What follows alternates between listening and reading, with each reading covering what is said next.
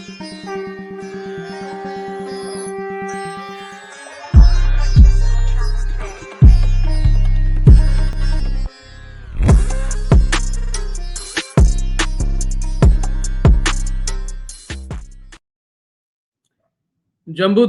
भरतखंडे आर्यावर्ते भारतवर्षे जम्मू टॉक्स देखने वाले हमारे सभी दर्शकों का बहुत स्वागत अभिनंदन। मैं आपके साथ नीतीश गोयल करता हूं आप सभी का यथोचित अभिवादन। डीप स्टेट इसके बारे में एक प्रोग्राम हमने कुछ समय पहले किया था। एक डीप स्टेट और प्याज की परतें, प्याज के छिलके। पहला छिलका हम लोग देखते हैं जॉर्ज सोरोस। ये अलग बात है कि वो पहला छिलका नहीं है। उससे पहले कई सैकड़ों सालों से भी पहले से ये डीप स्टेट अलग अलग नामों से काम कर रहे हैं। History of the deep state के बारे में हम जल्दी ही आपके साथ में एक पूरा कार्यक्रम करने वाले हैं, लेकिन अभी आज की परिस्थितियों के अनुसार एक डीप स्टेट किसी देश को बर्बाद कैसे करता है, उसकी शुरुआत कैसे कैसे होती, कैसे कैसे कैसे वो उसको सांस्कृतिक रूप से पहले नष्ट करता है, इसकी वानगी जरा हमें समझनी चाहिए। और आपके आसपास अगर ये चल रहा है तो उसका भान आपको कैसे रहे, ये भी आपको समझना चाहिए। इसके लिए हमारे साथ में प्रस्तुत है श्रीमती मंजरी अग्रवाल जी। मंजरी बहन जी, मंजरी जी, आपका बहुत स्वागत, अभिनंदन, प्रणाम, जय श्री राम। प्रणाम, जय श्री राम। जी मंजरी जी, स्वागत है आपका, शुरुआत कीजिए। देखिए, डीप स्टेट दो चीजों का, ओपन सोसाइटी जहां पर वो अपना मत रख सके और काउंटर करने वाले को पुश बैक दे सके, और दूसरा चीज इनका लोकतंत्र होना चाहिए जहां पर ये अपने मोहरे बैठा सके। तो पहले हम लोकतंत्र से शुरुआत करते हैं। लोकतंत्र में एक सत्ता पक्ष होगा और एक विपक्ष होगा। जो सत्ता पक्ष होगा वो स्ट्रांग होगा, विपक्ष है वो कमजोर होगा। अब मान लीजिए मॉरल करप्शन है, मतलब नैतिक मूल्यों की कोई जगह नहीं है सत्ता पक्ष में। जैसे 2004 से 14 तक हमारी कांग्रेस पार्टी थी, सत्ता पक्ष में थी, मजबूत थी, पर नैतिक मूल्य नहीं थे। ठीक, तो वहां पर इन्होंने सुपर पीएम, एनजीओ, इस तरह की चीजों से इंस्ट्रक्शन देकर के एक सरकार बनाई जिसने घपले घोटाले किए, आईपैक साइन किए, मतलब inter parliamentary alliance for China, ये सारी चीजें साइन करके अपने देश के रिसोर्सेस को फॉरेन यूज के लिए प्रस्तुत कर दिया। यहाँ तक कि अपने देश का सोना हम सिक्योरिटी रीजंस के लिए इंग्लैंड में रखा है, जिससे भारत की अर्थव्यवस्था और यहाँ की करेंसी वगैरह हर चीज को बहुत लॉस हुआ। हमने देखा कि इन लोगों ने स्विट्जरलैंड से पैक कर लिए कि इस काल से पहले की फाइलें या अकाउंट आप देंगे ही नहीं। तो इस जो ये गोपनीयता के नाम पर आप जो डिफरेंट सरकारों से इन लोगों ने पैक्ट किए, ये सारी चीजें तब होती हैं जब कमजोर नैतिक मूल्यों से अपदस्थ सत्ता पक्ष होता है। जब विपक्ष होता है इस तरह का, जैसे आज है, वही कांग्रेस आज विपक्ष में है। तो आपने शुरू में 2004 में 14 में सुना होगा कि अगर कांग्रेस पार्टी सत्ता में नहीं आई तो 25,000 लोग मारे जाएंगे। ये राहुल गांधी ने स्वयं कहा था। मतलब खून खराबे वाले आंदोलनों से, हमने ये खून खराबे वाले आंदोलन किसान आंदोलन में देखे हैं। एक व्यक्ति की हत्या की गई थी, वो भी काट काट के। कई लोग कहते हैं कि वहां पे स्त्रियों के साथ भी अनाचार हुआ। हमने ये सीएए में देखा। हमने इस तरह के बहुत सारे हिंसक आंदोलन देखे। किसान आंदोलन जब दोबारा होने की कोशिश हुई तो भी काफी हिंसा हुई। किसान आंदोलन जब खत्म हो रहा था तो भी पुलिस के ऊपर अटैक हुई और काफी हिंसा हुई। तो ये एक डीप स्टेट का फॉर्मूला है। एक आंदोलन होगा, शुरू में उसको वो कहा जाएगा कि वो एक न्याय प्रिय, शांतिपूर्ण और लोगों के मन की एक उद्गार है, एक गुस्सा है सत्ता पक्ष के लिए, इसलिए वो आके आंदोलन के में बैठे हैं। आंदोलन जीवी टर्म भी दिया था मोदी जी ने ऐसे लोगों को। उसके बाद धीरे धीरे ये आंदोलन हिंसक हो जाएगा। इतना हिंसक हो जाएगा अचानक से कि तोड़फोड़ आगजनी होने लगेगी, और अचानक ये आंदोलनकारी जो सत्ता पक्ष के शीर्ष थे उनके घर में घुस जाएंगे, और या तो वो व्यक्ति भाग जाएगा या वहां पर मारा जाए। सबसे पहला एग्जाम्पल हमने इसका देखा यूरो मैदान आंदोलन, जो यूक्रेन में हुआ था, जिसके कारण वहां के प्रेसिडेंट भाग गए थे। शेख हसीना ऐसे ही एक उग्र आंदोलन से भागकर भारत आई है। पाकिस्तान में हमने देखा आर्मी के कमांडर्स के घर में भीड़ घुस गई। श्रीलंका में हमने देखा कि उस समय राजपक्षे थे, उनके घर में ये भीड़ घुस गई। यही आंदोलन का स्वरूप कैपिटल हिल में हमने अमेरिका में देखा। यही आंदोलन का स्वरूप हमने फ्रांस में, हमने ब्राजील में और विश्व के विभिन्न कोनों में देखा। ये ही आंदोलन हमने सीएए के रूप में देखा। किसान आंदोलन में आपको याद होगा एक सॉन्ग बना था और उस सॉन्ग का जो कैरिकेचर था या कार्टून था, उसमें ये था कि ये प्रधानमंत्री आवास में घुस गए हैं, मोदी जी को भागना पड़ा है और उसके बाद मोदी जी की इन लोगों ने हत्या की है किसी भी जगह पर घेर के। ये इस तरह के हिंसक आंदोलनों का बेस होता है कि जो जनता लोकप्रिय नेता है उसको इस तरीके से आंदोलनों के माध्यम से हटाया जाए। और इस आंदोलन के लिए जितने भी पत्रकार हैं या फिर सोशल मीडिया है, उसके ऊपर एक बेस बनाया जाए। इसी तरह के थोड़े से डिफरेंट आंदोलन से आम आदमी पार्टी सत्ता में आई थी। जब निर्भया कांड के बाद एकदम से जो है वो आंदोलन तेज हो गया और उसमें लोगों ने स्वतः पार्टिसिपेट किया। क्यों? क्योंकि भारतीय लोगों के लिए ये पहला मौका था जिसमें वो न्याय की लड़ाई लड़ रहे थे। उनको ये नहीं मालूम था बैकड्रॉप में कितना अन्याय है। और फिर आपने देखा कि जो इनिशियल लोग थे आम आदमी पार्टी के, वो धीरे-धीरे बाहर होते गए और मेगसे अवार्ड वाले अरविंद केजरीवाल को बैठाया गया, जिन्होंने एनआरकी के अलावा कोई काम नहीं किया। इसी के ऊपर अब इसमें सॉफ्ट पावर का यूज़ कैसे करते हैं? आपको एक मूवी याद होगी, रांझना, धनुष और सोनम कपूर की। सोनम कपूर। उसी तरह के बेस पे बनी हुई थी और इसमें जो है वो एक नई पार्टी बनाता और वो पार्टी जो है शांति की स्थापना करती है और ठीक आपने देखा अरविंद केजरीवाल वैसे ही उभरे। तो जनता के सामने एक पहले अ, जब अम, मशीनें आ रही थी भारत में, तो नया दौर और इस तरह की मूवी आई। जब आपकी मिल्स की हड़ताल हो रही थी, तो नमक हलाल इस तरह की मूवीज आई। तो ये आपको सॉफ्ट पावर से दिखाते कि आपको क्या करना चाहिए और जब वो साइकी में बैठ जाता है तब बिल्कुल वैसी ही चीज जमीन पर घटना होती है और इसका दुष्परिणाम क्या होगा?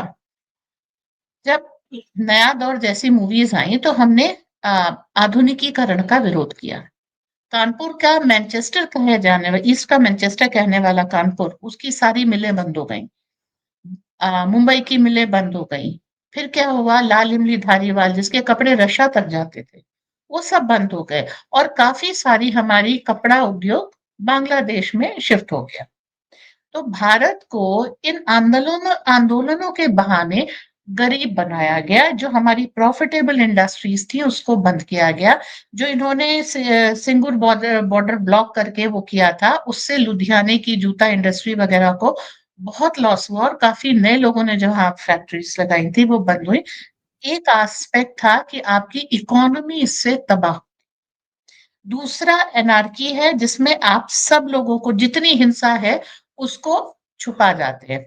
फॉर एग्जाम्पल अगर कोई भीड़ जा रही है और अचानक वो वाहनों में आग लगाना शुरू कर देती है, तो ये मत सोचिए कि भीड़ में उपस्थित व्यक्ति को आग लगाना आता है। इसका मतलब है आर्सेनिस्ट जो आग लगाने के एक्सपर्ट होते हैं, उन्हें भीड़ में शामिल किया गया है।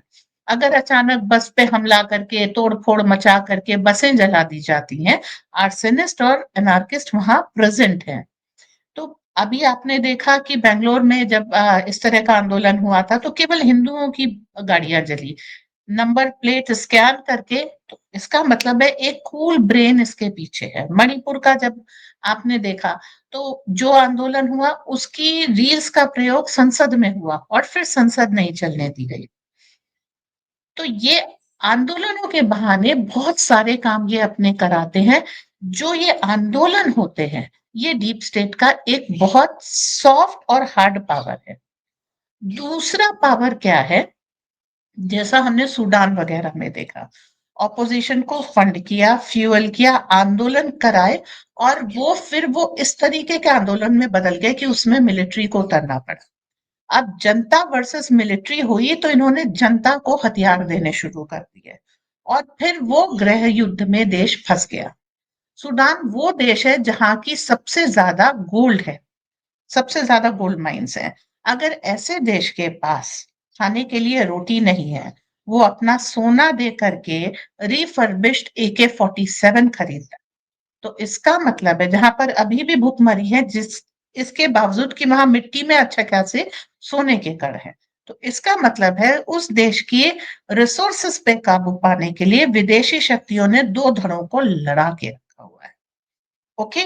और अगर आप देखिए north Korea black listed country है, ना ओपन सोसाइटी है और ना वहां पर लोकतंत्र है, वहां राजशाही है और उनकी सोसाइटी क्लोज है। नॉर्थ कोरिया से अमेरिका भी कहता है। पुतिन है तो वहां पर लोकतंत्र, लेकिन सोसाइटी क्लोज्ड है। ज्यादा असर नहीं हुआ। एक बार रशिया का ब्रेक यूएसएसआर को ब्रेक डाउन करने के बाद रशिया इनके हाथ से निकल गया। जी चाइना में ओपन सोसाइटी ना होने के कारण इनका इन्फ्लुएंस बढ़ नहीं पाया, स्टेट कंट्रोल रहा और वो देश अपनी तरक्की करता गया। तो एक ये सॉफ्ट पावर हार्ड पावर से ये करते हैं। कोविड किस तरीके के हैं कि ये ऑपोजिशन को फंड करते हैं। आपने अगर मित्रों की आर्काइव पढ़ी होगी तो यूएसएसआर के कोविड ऑपरेशन का उसमें बहुत सारा जिक्र है कि किस तरीके से जब सेकेंड वर्ल्ड वॉर के बाद विश्व की बंदरबाट हो रही थी, आधा विश्व दे दिया गया था अमेरिका को और आधा दे दिया गया था यूएसएसआर को। सबूत आपका जर्मनी है।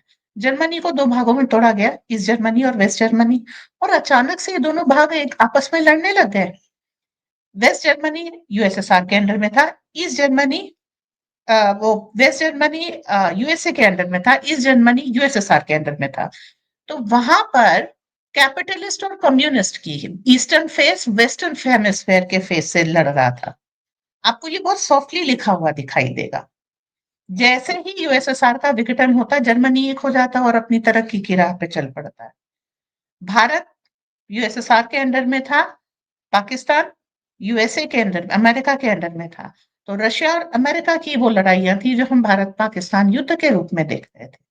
तो बहुत सी हार्ड कोर पावर से इस तरीके से देशों को लड़ा करके अपने हथियार अपना सामान बेचने की और उनके सत्ताधीशों पर अपना कब्जा करने की, उनकी पॉलिसीज अपने हिसाब से बनवाने की थी। अब संस्कृति को ये कैसे नष्ट करते हैं?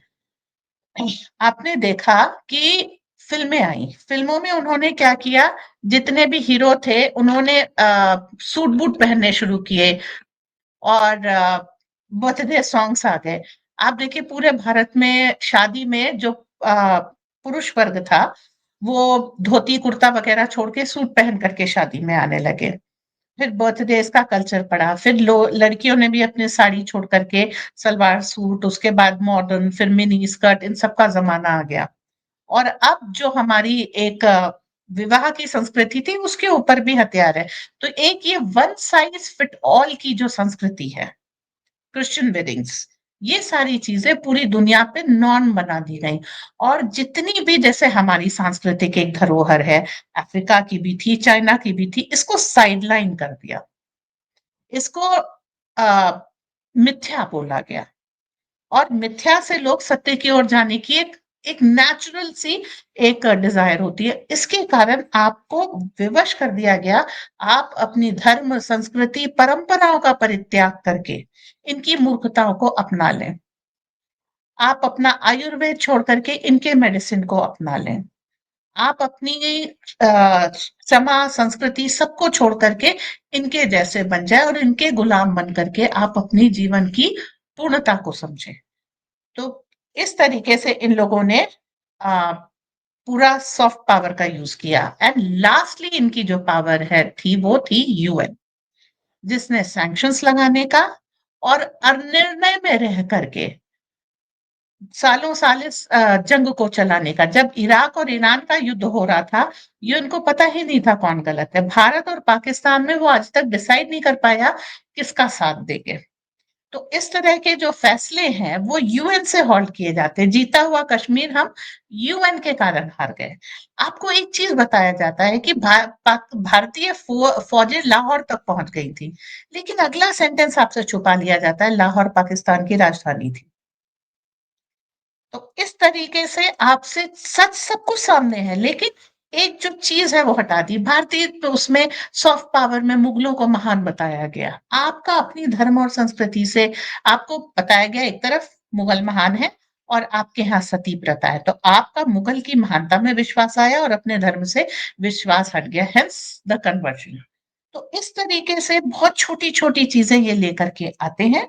और एफ्रोडेलिट जैसे इनका जो प्रोजेक्ट था, इनके यहाँ रेसिज्म सबसे ज्यादा, उसको इन्होंने कास्टा करके यहाँ पर ब्राह्मण और दलितवाद में कन्वर्ट कर दिया। तो आज भी देखें कि ऑफ लेटली आया था ना, रशियन ऑफ ऑयल से जो मुनाफा है वो ब्राह्मण कमा रहे हैं, और ये यूएस से आया हुआ बयान है, उनके ऑफिशियल इलेक्टेड मेंबर का बयान है। तो किस तरीके से हमारे धर्म, सभ्यता, संस्कृति पर पिछले 200 साल से कुठाराघात किया गया है, ये उसका वो है। जो 4 चीजें इन शॉर्ट में बता रही हूँ, सॉफ्ट पावर इनकी होती है जिसमें ये संस्कृति को नष्ट करते हैं, हार्ड पावर जिसमें मिलिट्री यूज करते हैं, कोवर्ट ऑफ जिसमें ये लोग जो है देशों में नेताओं को कवर, जिसे हनी ट्रैपिंग वगैरह और पर्क्स देना, रिश्वत देना, और यूएन। इन 4 विधियों से ये किसी भी देश को तोड़ना, उसकी सभ्यता, संस्कृति को नष्ट करना, और उसको अपनी मनचाही चीजें, जैसे बटर, क्योंकि मक्खन आप ट्रेडिशनली खाते हैं, उसमें बहुत फैट होता है, चीज में नहीं होता। अब आपको क्या पता चला? चीज ज्यादा खराब है। जलेबी में कैलोरीज होती हैं, चॉकलेट उसमें कॉकरोच होते हैं, ये नहीं बताया, राइट? तो आप अपनी अच्छी चीजें छोड़ करके इनकी तरफ, जैसे ही दिवाली आने वाली होती है अचानक नकली मावा मिलने लगता है, ताकि आप अपनी अच्छी चॉकलेट्स छोड़ करके अपनी मिठाइयां छोड़ के इनकी चॉकलेट्स की तरफ जाए और एमएनसीज इसका फायदा उठा सके। तो ये आ, बस ब्रेन वॉशिंग है जो ये बहुत अच्छी तरीके से करते हैं। So anything foreign is good, anything traditional is. Fantastic Anjali ji, आप आपने बहुत अच्छे तरीके से बता दिया कि किस तरीके से ये तोड़ते हैं देशों को। अब कार्यक्रम के दूसरे भाग की तरफ चलता हूं मैं, और यहाँ पर हम थोड़ा सा समाधान की बात करते हैं कि इनसे लड़ने का तरीका क्या होना चाहिए, क्योंकि सामने अगर अगर लाठी लेकर के आया है तो आपको भी मालूम होना चाहिए कि अगर जांग की तरफ से ऊपर कोई मार जाती है तो उसको अधोमार कहते हैं, और ऊपर की तरफ से मार आती है तो उसको क्या कहते हैं। तो दंड को ठीक से पकड़ना आना चाहिए कि कैसे पकड़ा जाए, और वो पकड़ने के लिए उसको सीखना पड़ेगा। तो वो सीखने के लिए कौन कौन से ऐसे देश है जिन्होंने सीखा और इन लोगों को उनकी अच्छे तरीके से इनकी बैंड बजाई। तो ये कितने समय में किसी देश को तोड़ते हैं, क्या इनका ऐसा कुछ टाइमलाइन भी होता है कि इतने समय में ऐसा काम करेंगे, इतने समय में ये देश टूट जाएगा, और किसी देश ने इनके विरुद्ध इनके ही हथियारों से री अटैक किया हो, प्रतिकार किया हो और बचा हो। जरा समाधान की बात भी कार्यक्रम के इस भाग में कर लेते हैं मंजरी जी। देखिए, वो अकेला सनातनी देश भारत है, और जो नेता है वो नरेंद्र मोदी, इन्हीं के हथियारों से लेकर के उन्हीं के ऊपर वार करके हम लोगों ने इस काम को संपन्न किया है। स्टार्ट करते सोशल मीडिया नैरेटिव वॉर से। फेसबुक बना था ताकि आप दूसरों को जला सकें कि मैं यहाँ घूमने गया, आज मैंने ये खाया, मेरी इससे दोस्ती है वगैरह के लिए। उस पे राष्ट्रवादिता का प्रचार अचानक होने लग गया और पूरे राष्ट्रभक्त फेसबुक पे छा गए। 2014 का इलेक्शन जब मोदी ने जीत लिया तो उसके बाद एक काल खंड शुरू हुआ सेंसरशिप का। और हम सबको मालूम है अच्छे अच्छे राष्ट्रवादी अकाउंट उस समय उड़ाए जाते थे, और उसके बाद से हम लोग जो है ट्विटर वगैरह सब जगह स्कैटर हुए। लेकिन जो फेसबुक पे सैंक्शन का दौर था उसका हमने फायदा उठाया। आज आप कोई भी सोशल मीडिया फॉर प्लेटफॉर्म देख लीजिए, अनगिनत राष्ट्रवादी निशुल्क राष्ट्र सेवा में व्यस्त है। तो इन्हीं का सोशल मीडिया को उठा करके हमने पलटवार किया, और ये पलटवार भारतीयों ने हर लैंग्वेज में किया है और हर विश्व के रीजन में किया है। तो जो एक हमने भारत की छवि बनाई, पहली चीज, अपनी सभ्यता संस्कृति को आगे ले गए, दूसरी चीज, और तीसरी चीज हमने उनको ये भी सिखाया कि देखो तुम भी इसे कर सकते हो। जब उन्होंने कोई चीज, जैसे एक हमारे यहाँ सबसे ज्यादा कि हम लोग सती प्रथा करते हैं, हम लड़कियों को दोयम दर्जे का समझते हैं।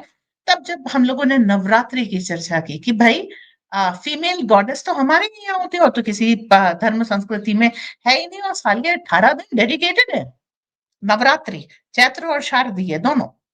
तो आपने क्या किया? अब वो आए आपके पास फीमेल गॉडेस की वर्शिप देखने और उस उत्सव को देख करके यहीं के हो गए।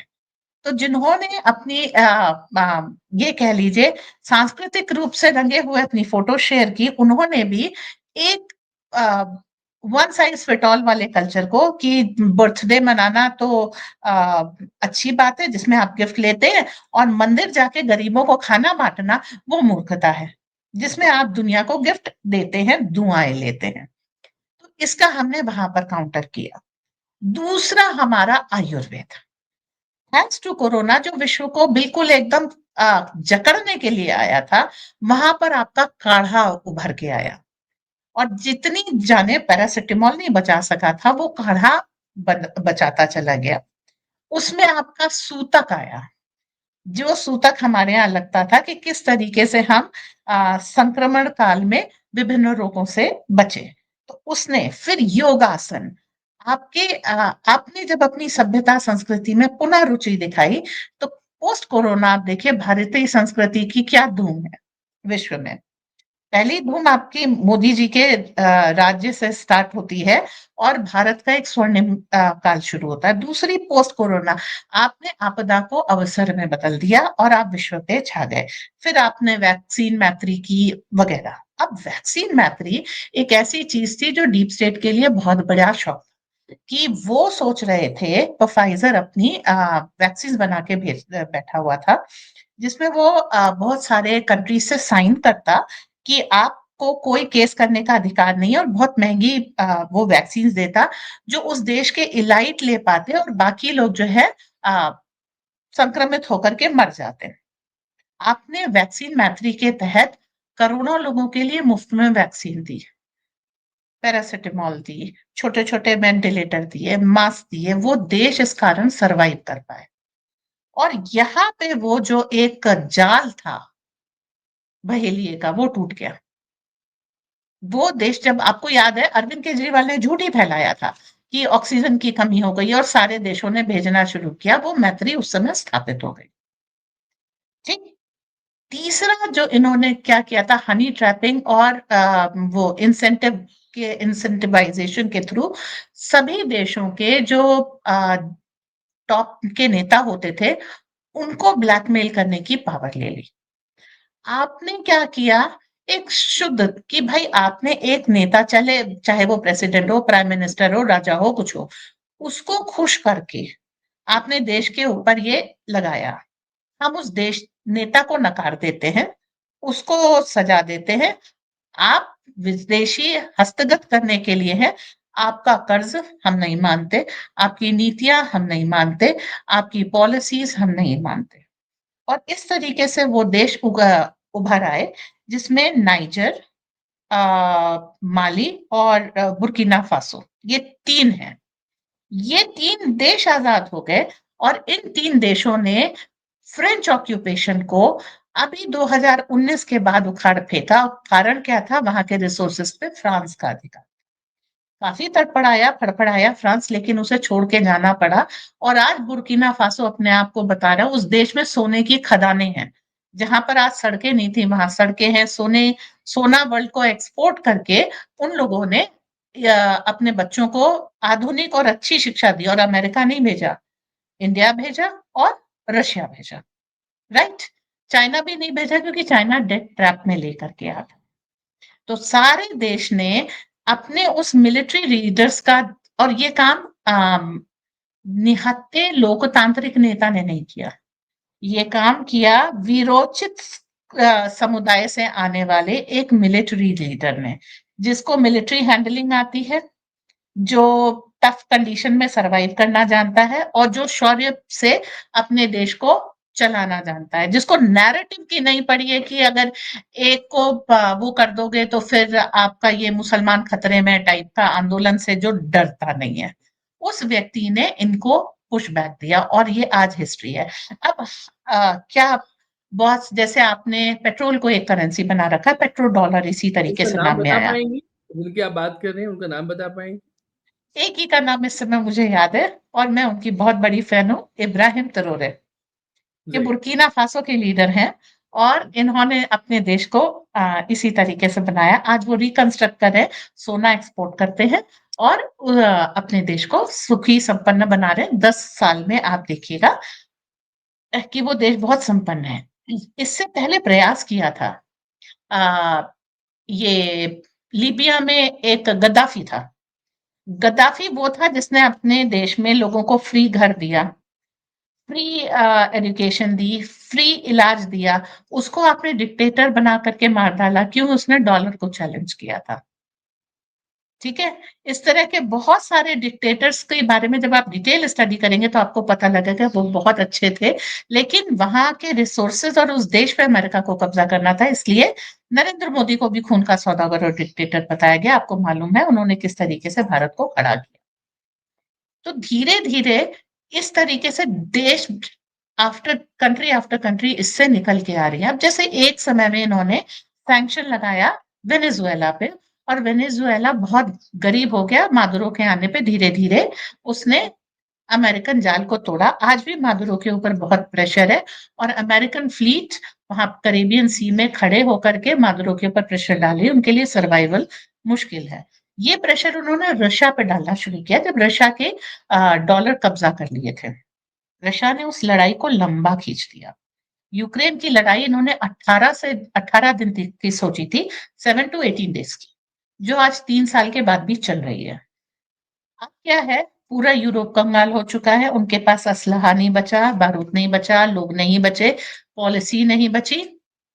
एक मैंने उसके ऊपर स्टडी की थी। बहुत सारे देशों के पास एयरफोर्स है ही नहीं, जिनके पास है उनके प्लेन इस लायक नहीं है। बहुत सारे जो लैंडलॉक कंट्रीज हैं उनके पास नेवल फोर्सेस नहीं है। बाकी जो अमेरिका से लिए हुए हैं वो रन डाउन कंडीशन में। और रशिया ने क्या किया, इनके इब्राहिम और पेट्रियट ऐसे टैंक लिए, उनको फोड़ा और अपने यहाँ म्यूजियम पीस बना दिया। लाफिंग स्टॉक है यूरोप और नेटो रशिया के अंदर। उनके यहाँ जब उनका कोई पेट्रियोटिक डे होता है, उस दिन जनता आती है और देखती है कि रशिया ने किस तरीके से विजय प्राप्त की है नेटो के ऊपर। तो ये सारी छोटी-छोटी चीजें हैं जिससे इनका ये एक जाल टूट गया। और जो वो सैंक्शंस की राजनीति कर रहे थे यूएन के फॉर्म में, ये अब उनके विपक्ष में जा रही है। जैसे अब टैरिफ वो भारत पे लगा रहे हैं, नतीजा क्या हुआ? रूस, चीन और भारत साथ में आ गए। ये 3 ऐसे जायंट्स हैं जिनसे अमेरिका खुद डरता है। आप इस समय पैनिक देख रहे हैं, डोनाल्ड ट्रंप के सुर बदल गए हैं। वो भारत के बहुत अच्छे दोस्त हैं। तो जो आपने क्या किया, यूएन के पैरेलल ब्रिक्स, G20 और अभी एससीओ समिट सब खड़े कर दिए। यूएन अप्रासंगिक हो। और ये सेकंड दूसरा साल है जब यूएन जनरल असेंबली में मोदी नहीं जा रहे हैं। यूएन अप्रासंगिक है। तो आपने बड़ी लाइन खींची, ऑप्शन डेवलप किए और इनको आपने किस तरीके से धता बताया। अभी ये ऑनगोइंग प्रोसेस है, कंप्लीट नहीं हुआ है।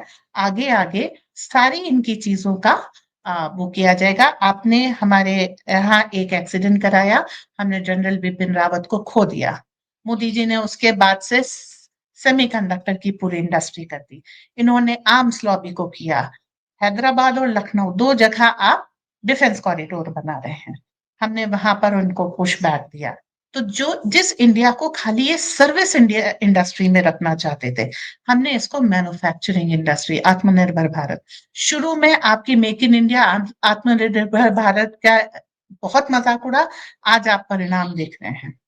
फ्रेजाइल 5 से टॉप 4 में आपकी इकोनॉमी आ गई। राइट? पहले यहाँ कुछ भी नहीं बनता था, आज यहाँ पर सब कुछ बनता है। और ऑपरेशन सिंदूर में आपने देख लिया, वर्ल्ड क्लास बनता है। जिस डिजिटल इंडिया की शुरुआत आपने की, उसका चिदंबरम ने मजाक उड़ाया संसद में खड़े होकर के। आज वो डिजिटल इंडिया G20 में शोकेस किया और आप यूपीआई देके कतर वगैरह जैसे देशों को भेज रहे हैं। और आपने उनको सैंक्शन की राजनीति से मुक्ति दिलाई।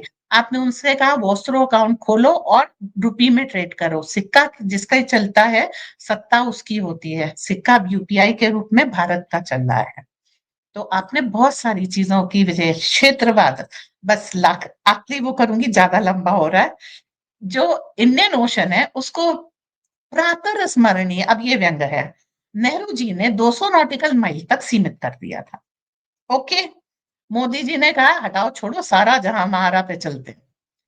आज जो इंडियन नेवी जिस तरीके से युद्धपोत पे युद्धपोत उतार रही है और इस पूरे क्षेत्र में अपना वर्चस्व हासिल कर रही है, तो अमेरिका के लिए भी डेथ ट्रैप काफी था। उन्होंने इंडो पैसिफिक जो अभी आप लेकर के आए हैं जनवरी में, इंडो पैसिफिक का मतलब है जो भारतीय इंडियन ओशन है, हिंद महासागर, और जो पश्चिम महासागर का पश्चिमी तट है, पैसिफिक ओशन का जो वेस्टर्न बॉर्डर है जिसमें चाइना, रशिया, जापान, ये सारी एरिया है, ये सब कुछ भारतीय सेना के अंडर में आ गया। वहां के छोटे बड़े देश और वो समुद्र, तो आपका ट्रेड रूट है जिसके ऊपर 60% वर्ल्ड का ट्रेड होता है, वहां पर आपकी मिलिट्री सुरक्षा देती है, और नेचुरली जहां पर आपके युद्धपोत खड़े होंगे वहां पे व्यापार को आप नियंत्रित करेंगे, आप टोल लेंगे। और बहुत अगला जो इन्होंने चीज मेजर चेंजेस किए हैं वो विंजंगम सी पोर्ट है, जिसके कारण आप विश्व की इकोनॉमी में बहुत बड़ा रोल प्ले कर रहे हैं। भारत जैसा बड़ा देश, उसके पास डीप वाटर सी पोर्ट नहीं था, थैंक्स टू कांग्रेस। जबकि जब मैंने केरल की हिस्ट्री चेक की तो विंजंगम वहां पर एक ट्रेडिशनल डीप सी पोर्ट है। तो जो आपके ट्रेडिशनल पोर्ट थे, जो राजा राज चोला वगैरह ने बनवाए थे, उनको बंद करके आपने सिंगापुर और दुबई पे अपनी डिपेंडेंस डाल दी और हजारों करोड़ रुपए आप सालाना सिर्फ किराए का दे रहे थे। तो वो जो ब्लीड इंडिया बाय 1000 कट्स की एक पॉलिसी चल रही थी, उसके एक एक छेद को मोदी जी ने बड़ी सफाई से भरा है। और आज आप भरे हुए उस घड़े में जो पानी है उसको आप देख रहे हैं कि यहाँ पर आप 80 करोड़ लोगों को फ्री में खाना खिला रहे हैं, और उसके बाद भी आप अनाज एक्सपोर्ट कर रहे हैं। और इसमें आपकी सभ्यता संस्कृति की सबसे बड़ी बात, जो मैं आखिरी बात कहूंगी, वो ये है, आप माता अन्नपूर्णा की मूर्ति लाए, आपने उसे विश्वनाथ मंदिर में स्थापना की। पहले क्या होता था, मूर्तियां आती थी और वो कहाँ जाती थी, मंदिर में नहीं जाती थी, म्यूजियम्स में जाती थी। ये पहली मूर्ति है जो स्वयं मोदी जी लाए हैं और उसकी विश्वनाथ मंदिर में स्थापना की है। आज अन्न के भंडार भारत में आप देख लीजिए, और अब हम फूड पॉलिसी रिवाइज कर रहे हैं। तो सभ्यता संस्कृति, अपने देवी देवताओं पर विश्वास कीजिए, वंदन आराधन अर्चन करते रहिए, और आप अपने देश को विश्व गुरु पाएंगे। जी। बहुत ही प्यारा एपिसोड हुआ है मंजरी जी, बहुत ही प्यारा। और मैंने मां अन्नपूर्णा के वो दर्शन किए हैं, पिछले वर्ष नवंबर में वहां पर था और बहुत सुंदर दर्शन उनके हुए, और किस तरीके से वो काशी बन रहा है। और मैं तो छोटी काशी में रहता हूँ, जयपुर में रहता हूँ, और बहुत सारी चीजें हमें देखने को मिल रही हैं। आपने बीच में सीडीएस बिपिन रावत का जिक्र किया था, मैं इसके बारे में बात करना चाहता था लेकिन आज नहीं करूंगा, डिटेल में करेंगे कि किस किस तरीके से उन लोगों ने लोगों को खत्म करवाया। उसके बाद में क्या हुआ, हालांकि उसके बाद में लोगों को ये भी देखना चाहिए कि दुनिया भर में कुछ अज्ञात हमलावर जो हैं, अज्ञात बंदूकधारी हैं, उनका काम जरा जोर पकड़ा। तो वो जोर कैसे पकड़ा, यानी कि अगर आप एक हाथ से वार करेंगे तो हम तो अष्टभुजा धारिणी वाले लोग हैं, हम जगदम्ब भवानी वाले लोग हैं, तो हम एक हाथ से नहीं करेंगे। जब एक फिल्म में कहा गया कि गांधी का भी देश है तो ये शास्त्री का भी देश है, तो ये सुभाष का भी देश है। तो सुभाष तो कहते हैं कि तुम मुझे खून दो मैं तुम्हें आजादी दूंगा, रक्त बीज का संहार करना पड़ता है और इसके लिए मुंडों की माला भी धारण करनी पड़ती है। तो ये सब काम करना पड़ेगा, इसलिए किसी काम से संकोच नहीं करना है, किसी को चीज के लेकर के डरना नहीं है। तो चलिए आज इस बात को यहीं पर विराम देते हैं। मंजरी जी, बहुत सुंदर तरीके से आपने समस्या भी बताई कैसे करते हैं, और उसके दूसरे पार्ट में समाधान भी बताया कैसे लड़े हम लोग। और इसीलिए मैं यहाँ पर अंतिम में हमारे दर्शकों को ये कहना चाहूंगा, दुनिया के इतिहासकारों का ये बड़ा ही आश्चर्य का विषय है कि जिस किसी देश में 100-150 साल यवनों का आक्रमण हो गया, वो देश पूरी तरीके से इस्लामिक हो जाता है, या कम्युनिस्ट हो जाता है, या फिर वो क्रिश्चियन हो जाता है। दुनिया के लिए आश्चर्य का विषय केवल भारत है।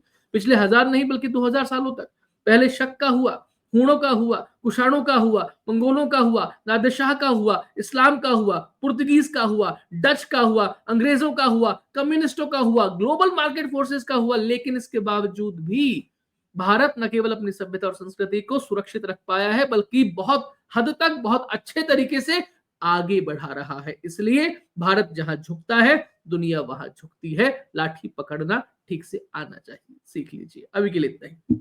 बहुत धन्यवाद मंजरी दीदी, आप आई और बहुत प्यारे तरीके से आपने ये एपिसोड हमारे साथ में शेयर किया। मैं चाहूंगा कि इसके लिए जितनी बात की जाए, जितने लोगों तक बात की जाए उतना कीजिए, कम से कम एक व्यक्ति के साथ जो भी देख रहे हैं, मिनिमम एक व्यक्ति के साथ में उसके लिए कुछ लिख करके इसे साझा कीजिएगा, इतना योगदान आपका काफी होगा। अभी के लिए इतना ही, प्रणाम, जय श्री राम। जय श्री राम।